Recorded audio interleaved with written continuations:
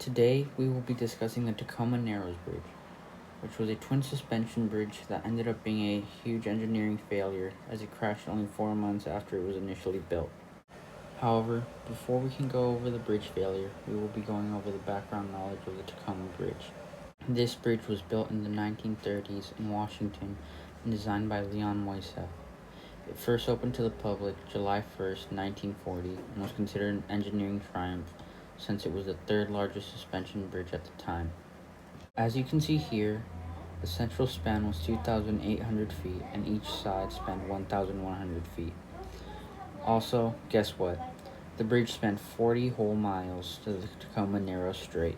Not only was the bridge a huge advancement due to the size and structure, it was the first cable suspension bridge to incorporate a series of plate girders as roadbed support. These cables were made of concrete, structural steel, and reinforcing steel to guarantee its strength and durability. However, one minor flaw that the engineers did not take into account was the width of the bridge.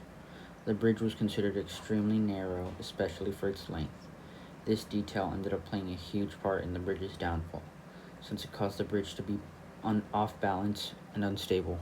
Now that I have introduced the background of the Tacoma Narrows Bridge, we will be going into depth about the collapse and reasons behind the failure. Shortly after the bridge was opened to the public, it was discovered to sway whenever it underwent windy conditions. The bridge was noticeably undulating, which worried the engineers, so they decided to start conducting experiments to test the bridge's response to higher wind loads.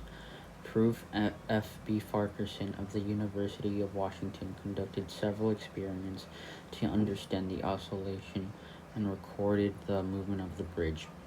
However, despite the attempt to improve the bridge's durability and response to high winds, the bridge still swayed considerably.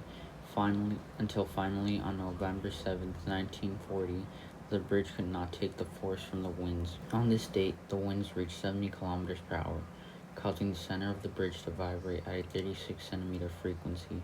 The torsional vibration amplitude quickly built up and the bridge began to twist in two waves. This torsional motion caused a cable failure which proceeded to affect the bridge.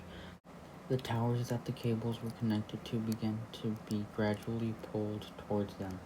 This movement thus caused the bridge to crack until eventually the whole bridge was in the lake.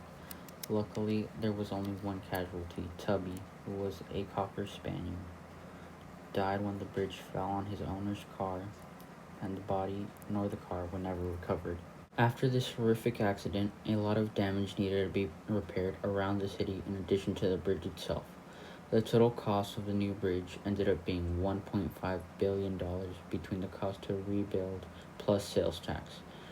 When redesigning the bridge in 1950, the engineers took into account the failures that had occurred the time before and worked to redesign a structurally safe and sound bridge.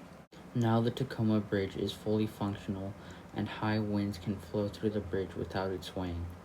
Although this major engineering failure was devastating, engineers can learn from it and work to improve bridge quality and function for the future. Constraints and criteria.